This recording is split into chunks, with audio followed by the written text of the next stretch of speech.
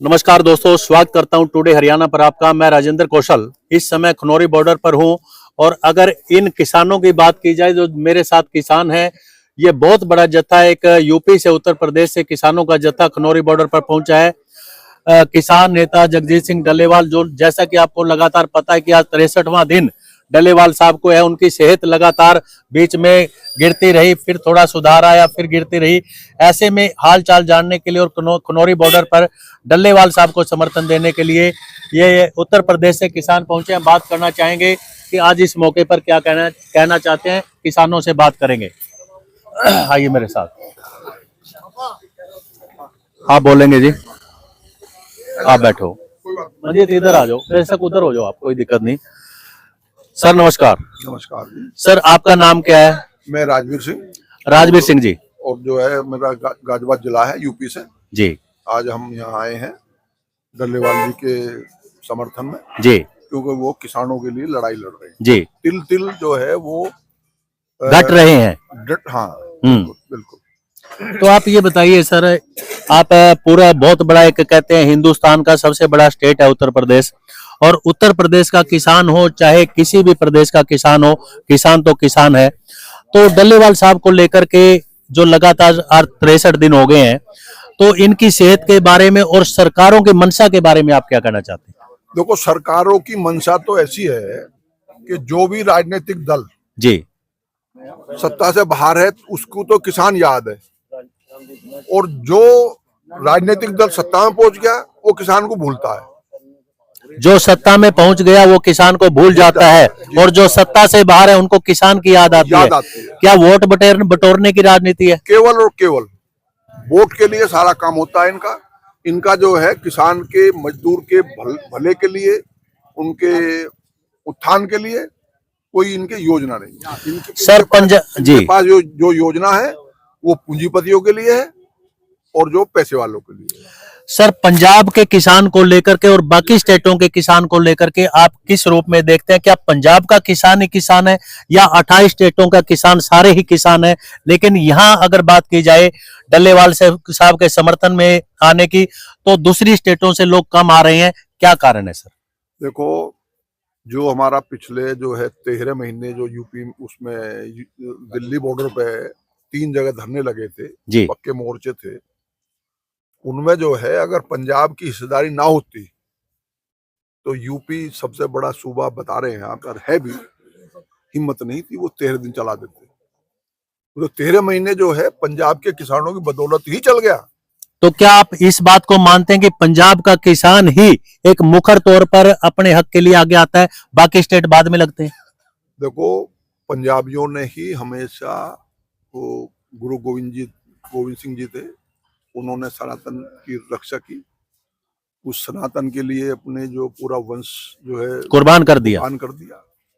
जो आजकल के जो लीडर है ना, वो तो व्यक्तिगत स्वार्थ में वो लड़ते हैं। अब ये बताओ, सरदार डल्लेवाल जी 4 जनवरी को, मेरे ख्याल में 40 या 45 दिन जो थे, 4 जनवरी को जी, और उनसे जो है 25 किलोमीटर टोहाना में या कहाँ थी वो मीटिंग कर रहे हैं, दूसरा गुट जो है। तो वो किसके भले के लिए कर रहे हैं? सरकार के लिए भले कर रहे हैं, किसान के भले कर रहे हैं। तो सर क्या आप इस बात को मानते हैं कि किसानों के कुछ जथेबंदियां सरकार को सपोर्ट करती हैं और इसीलिए ये किसान आंदोलन सिरे नहीं चढ़ पा रहा? देखो, यही नहीं, वहां भी दिल्ली जब घेरी थी, तीन बॉर्डर लगाए थे हमने जी, घेरे थे, तब भी बहुत से जथेबंदियां वो सरकारी जो है टट्टे चुभ रही। मतलब ये गलत शब्द जो है इस्तेमाल करना पड़ रहा है मजबूरी में। भाई, मैं बार बार कह रहा हूं कि केवल किसान जो लीडरशिप है, उसकी वजह से ये हालात है, वरना किसान आज जो है खनौरी बॉर्डर और जो डल्लेवाल जी की तरफ देख रहा है। सर राजवीर सिंह जी, आप पूरे किसानी उसमें से आ रहे हैं, राकेश टिकैत के लिए आप क्या कहना चाहेंगे? देखो, राकेश टिकैत जी जो है कोई दिक्कत नहीं है, हम चौधरी महेंद्र सिंह टिकैत के सिपाही हैं जी, और उनके आदर्शों पे हम चल रहे हैं। उन्होंने कहा कि तंग आए जंग आए, और फटे को सीमेंगे नहीं, और रूठे को मनाएंगे नहीं तो काम थोड़ी चल जाएगा जी। तो वो काम वो कर नहीं रहे, वो फटे को सीम नहीं रहे, रूठे को मना रहे नहीं रहे, वो तो अपने आप चले जा रहे हैं, पीछे कोई है या नहीं है। क्या महेंद्र सिंह टिकैत जो इतने बड़े एक किसान नेता बने और जिन्होंने अपना जीवन किसानी के लिए लगाया, कहीं ना कहीं आगे राकेश टिकैत और में वो जज्बा नजर नहीं आता? अब देखो ये तो भविष्य में तो पता नहीं क्या। अब देखो ये जो 26 जनवरी को 4 बजे जो है जो हमारा मतलब वहां लड़ाई थी, 26 जनवरी की 4 बजे बिल्कुल जमीन पे थी और 27 गुजर गया और 28 तारीख को 5 बजते बजते फिर जो अर्श पे पहुंच गया। बिल्कुल बिल्कुल बिल्कुल। तो समय का कुछ नहीं पता, कब पलटी मारे, कब बदलाव कर दे, कब जमीन से उठा के अर्श पे ले जाए और कब अर्श से लेके जमीन पटक दे। सर 14 फरवरी की जो अभी एक मीटिंग तय हुई है कि केंद्र सरकार के जो प्रतिनिधि चंडीगढ़ में बैठक करेंगे और किसान आगू भी वहां पर होंगे, आपको क्या उम्मीद लग रही है? सरकार फिर लटकाने की कोशिश में? अब मुझे उम्मीद है क्योंकि सरकार ने देख लिया, सरकार के वो इस भीड़ को नहीं देखती सरकार देखती है भीड़ का नजरिया क्या है। 13 महीने हम दिल्ली रहे थे, आखिर में जो है उन्हें बात माननी पड़ी। तो अब तक किसान शांतिमय ढंग से एक आंदोलन को रूप दे रहा है, क्या ये किसान आंदोलन अगर शांतिमय ढंग से कामयाब नहीं रहता तो क्या उग्र भी हो सकता है? उग्र नहीं करना चाहिए। आप इस बात के इस पक्ष में हैं, उग्र नहीं होना चाहिए? पक्षधर हूं, उग्र होते ही तो फिर हम अपनी जो 12 मांग है उन्हें भूल जाएंगे, फिर हम उग्र से जो पीड़ित किसान है, हमारे पीड़ित भाई हैं, उन्हें बचाने के लिए लग जाएंगे, तो हमारे ट्रैक चेंज हो जाएगा। तो उग्र तो हमें होना ही नहीं चाहिए। मेरे जो है युवा जो मेरे साथी हैं किसान है, अभी मैं 70 साल का हूँ लेकिन मैं युवा हूँ। जी, आप युवा हैं? मैं अपने युवा मानता हूँ। 70 साल की एज में आप युवा मानते हैं? मैं 250 किलोमीटर गाड़ी चला के खुद आया हूँ। तो अभी भी चेहरे पे कोई शिकन नहीं नजर आ रहा? ना, कतई भी नहीं है। मैं 8 साल का था जब सन 60 में हमारे यहाँ जमीन का पहला नोटिस आया जी, और हम जो है वो 52 गांवों का नोटिस था कि 52 गांव जमीन हम जो एक्वायर करेंगे जी। तो हमने लड़ाई शुरू करी, मतलब हमारे पिताजी दादा सब जी जी। तो उनके साथ मैं भी गया। मुझे इसलिए याद है कि मुझे वहां टोपी मिलती थी, एक आदमी आता था, सिपाही होता था, सिपाही के हाथ में कनस्तर हो गया, कनस्तर तो पता हमें, उसमें टोपी बटे करी। अब पता है कि वो पंडित जवाहरलाल नेहरू थे, तो हम तो संघर्षशील हैं, संघर्ष करेंगे, करा भी है और आगे भी करेंगे।